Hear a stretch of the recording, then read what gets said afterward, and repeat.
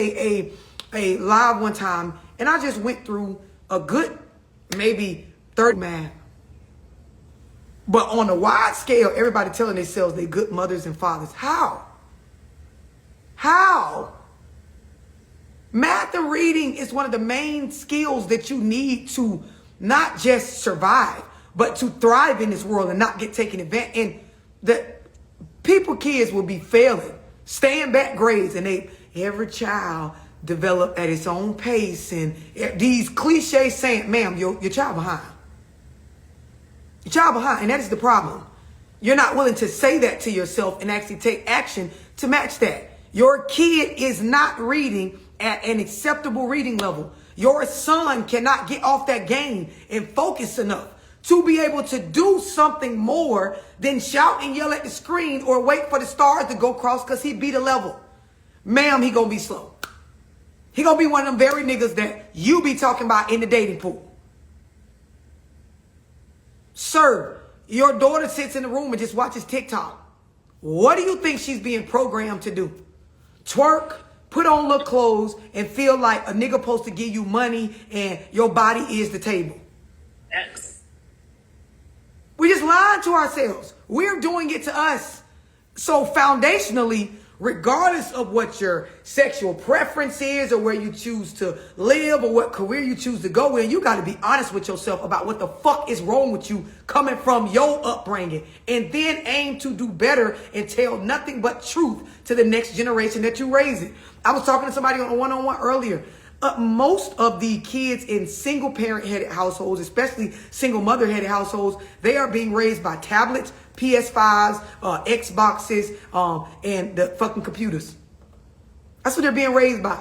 That is what they spend the majority of their time doing. So their mother works, she feeds them, they have a roof over their head, whether they're getting it through the help of welfare or not. The majority of the child's thinking is influenced by the PS5, TikTok, YouTube, Instagram, Facebook, the games on the computers, Roblox. You know, I be doing a lot of research into, human behavior. And there's a lot of things changing about the way these next generation of humans are behaving based on technology. And so, for example, apps like Roblox and games like that, predators have now learned how to navigate. And, kids have learned how to really get into some sick shit on these games. And as parents, we're somewhere consuming the content off of social media, and the kids somewhere being raised off of the content and shit they ain't got no business watching or talking about, or, somebody expressing or showing them. And we just, again, delusionally, because if I say this out loud, it's going to make me feel like a bad parent because what I'm supposed to do. I mean, I work, I do this, and what I'm supposed to do. And so to avoid that feeling, just act like nothing ain't wrong. And two parts of that, Dorsey, is that's why even though my son is 2, I've made a conscious effort, which I'm working on my own nonprofit now, to get involved with the community. Because like I was telling his father, he's going to need men around him, and just being amongst different kids and being around, because just like you said, this technology, even my little brother, he's 13. And I told my mom, especially with this nonprofit, he's going to be with me everywhere, helping me, being around these guys and the youth and all that type of stuff like that, because I see depression on him, and outside of that, another situation happened with my father, who's been addicted to drugs for 20-some years. He just hid it very well. Me and him, it became a division between me and him because I made him accountable, because I understood him being a victim got him away with a lot of shit. And I didn't even realize that until, like I said, I watched your videos for 6 months and went into a whole selfie season. So, I was different. And when me and him had that conversation, he know it's different with me. Like, you can't be around me and you're 40-something years old with a victim story. Yeah. Dude, you can wake up every day and choose something different, but you chose to use your kids and your children. You chose to use your kids and your children as a way to manipulate and lie. And that's what a lot of these people do. I know women that's my mother's age, 40-something years old, and I'm looking at their kids and I'm like, what the hell? Like, it's just like the cycle is continuing. Like, it's crazy. And that's why I said I'm going to be a part of your book club next month, because that's what I was going to ask you, before. It is so important to be in rooms like what you provide, because this shit is all around us. Yep. It'll consume you. It's all around us. Listen, it will consume you. You will be teaching because it makes you feel like you belong, and it makes you, not uncomfortable emotionally. It will have you in a space where you will advocate for it. We advocate for poverty. We advocate for fuck shit. We turn everything into a fucking joke. And the reality of it is, the people we laughing at are our own people. So essentially, the shit we're putting out is programming our children to behave and think a certain way that works against us. They did a number on us with our community, to the point where we take everything as if it's judgment when it's truth. We shy away from things that are facts and the stuff that, needs to be sat in, right? Uncomfortably, in order to invoke and create change. We take that and we, like she said, we use it as our victim story. And we also act as though our life and the way it looks is not a reflection of our choices, when it is. And Dorsey, the hard stuff, though, that needs to be said to us is, if you don't get up every day and aim to educate yourself, to know more and to be more intelligent and have more of an understanding of the way the world works than you did the day before, you don't really care about yourself. If you fat and overweight, if you sit up and eat mostly stuff that's in boxes or cans, if you don't exercise, if you don't have any tools, right, to manage yourself, conflict resolution tools, management of emotion tools, if you don't have a community, like she mentioned, a group, rooms that you're able to go in where people can really hold you accountable, you ain't nobody to be respected. And yes, I'm saying this. It's hard to hear this kind of stuff. If you older and you still projecting your emotions and your bullshit onto the generations younger than you ain't nobody to be respected. These are the things that you are supposed to earn respect through, by way of being a character that is due respect. We just have babies and tell ourselves, because I got the mama title, that certain things are owed to me, and that ain't how it works. A lot of us need to be told, you're a bad parent right now. You don't have to always be, but you're a bad parent. You feed your kid all the worst foods just because it tastes good. You're addicted to it. That's why you're back wide. You choose the wrong niggas. Your children are being raised by tablets and apps. You don't communicate with their teachers. You're unaware of what their real reading levels and math scores are. Or your kid is on a IEP plan, or, certain things that you don't take serious. And then you operate from a space of prioritizing designer and brunches and going out and posting certain sexy pictures on the internet, or making it seem like you got all this money, or you this known city dude, a street nigga. And in all reality, you don't stand on nothing. You don't stand for nothing. You don't have no real legacy. You ain't nobody to be respected. And in the community, if you choose not to change this, you should be left behind. You should be left behind. I said in my book club meeting, we are at a space where the community is splitting. You can see it. And some of y'all, you know it to be true because you've had to do it. There are those of us that want change, and there are those of us that are sitting in the bullshit. And so now it's where we ain't trying to convince nobody to want better for their life. We're leaving you the fuck behind. You get left behind. You don't want to manage your emotions. You want to continue to be in and out of situations where you crashing out mentally, emotionally, not growing, not elevating, not telling your children the truth, not confronting your unresolved trauma. You're left behind. Left behind. I don't have to talk to you. I don't have to call you. Don't matter if you my mama, cousin, sister, brother, day one, whoever. I need to build my tribe, and it's centered around where I'm trying to go. What I'm trying to accomplish now. And the reality of it is, when you take yourself serious, it don't take but 4 to 6 months to pull yourself out of complete ruin. It's all it takes. If you set your environment up and you are willing to get uncomfortable, take on the new information, like what we talk about in this Zoom, to really behave different with your feelings.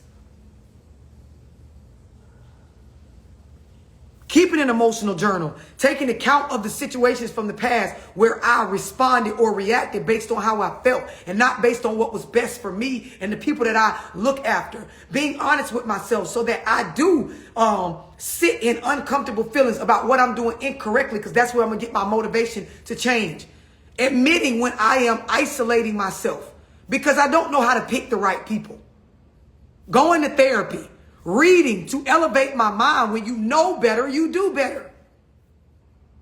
How do you understand what I'm saying? Mm-hmm. Yep. The part about the tablets raising the kids is real because my little sister is 15. I pretty much raised her. You know the story. Mm-hmm. But she texted me today and she said, "Oh, why this boy like me?" And he texted me talking about the women in the 90s. The women in the 90s didn't need men for money. This broke my heart because I already know where they're getting this from. Mm-hmm. So I asked her, I said, explain to me what this means to you.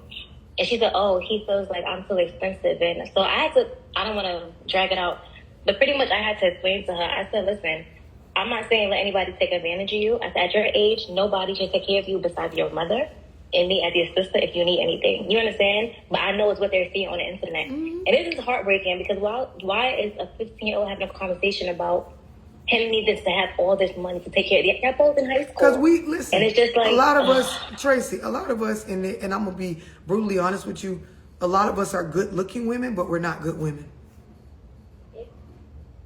A lot of us are good-looking women, but we're not good women. A lot of our children are being raised by good-looking women that aren't good women.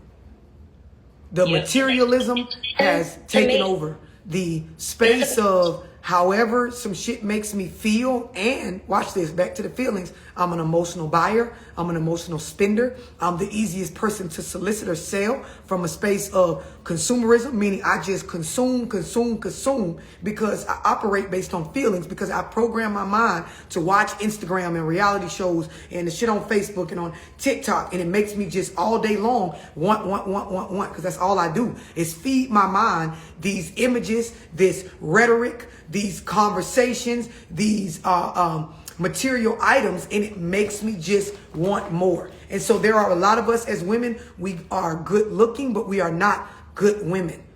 We are consumers of garbage. And so we buy garbage, we behave like garbage, we feed our children garbage, we program them based on garbage. The ways in our care, it's just garbage. It's garbage. And we're unwilling to admit this because we have it dressed up so well. And so it's so many of us that we're not looking for a good man. We're not looking for someone with integrity. We don't even give a fuck nowadays if a nigga wanna be in his kid's life. We just give a fuck how it makes us feel. We don't even give a fuck about our own kids and what it's doing to them. It ain't hard to see what poverty, single mother-headed households, what living in poverty-stricken areas, violent areas. It ain't hard to see what it does to the influence it has, or what it does to the child from the influence that it has on them. It ain't hard to see that, and yet we will still just repeat that cycle and then look for a pass because we somebody's mom. And it's 100% on a parent too, because my mom always tell her things like, "Oh, I dated your dad because he was cute and he had good hair." But guess what? He got killed when my mom was pregnant with her. My dad got killed when she was pregnant with me. So it's kind of like you put in her mind, they men that they cute and they look good, but it's like both of your baby fathers got killed while you were pregnant with them. And she says it joking around, but I'm like, you can't keep telling her that because she's gonna grow up thinking that that's all she has to look for. That's all. And look at the conversation. Look at the conversation she's having. Tracy, baby, it's already out there. It's already out there. Do y'all know there is a deficiency in a void, a lack, however you want to say it, in people going into the workforce in physical labor jobs.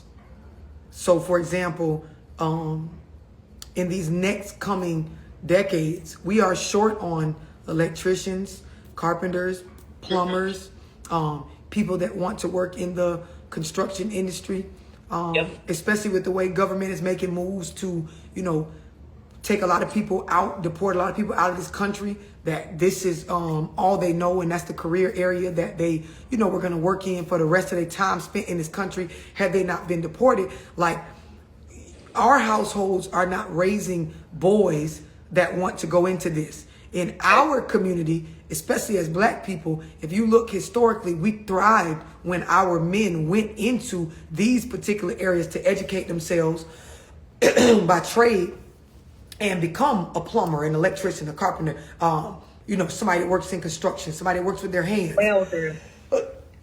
Our boys nowadays want to be what? Somebody tell me. Streets in the streets. Rappers. Athletes. Rappers. Boys. Streamers. Yes, content creators, Yep. yes. In which, don't get me wrong, you can build some wealth, but it's almost like we are so delusional. We're overlooking the fact that who's going to build the houses? Who's going to hook up the electricity? Who's going to drive the garbage trucks?